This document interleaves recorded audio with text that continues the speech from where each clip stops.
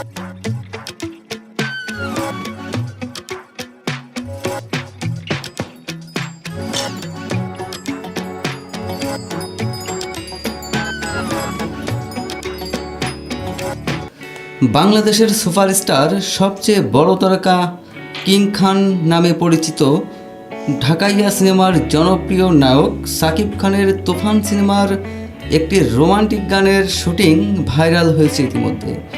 তবে যতটুকু জানা গেছে, ভারতের চেন্নাই রামজিৎ ফিল্ম ইন্ডাস্ট্রিতে তৈরি হচ্ছে সাকিবের এই তুফান সিনেমা।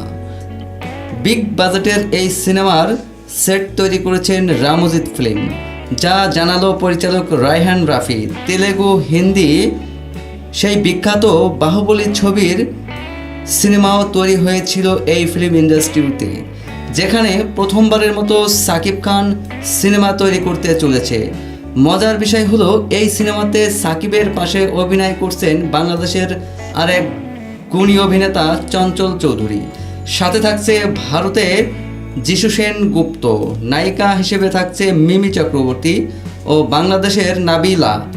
এই প্রথমবার এত বড় আয়োজনে সাকিব খানের কোনো সিনেমা তৈরি হচ্ছে।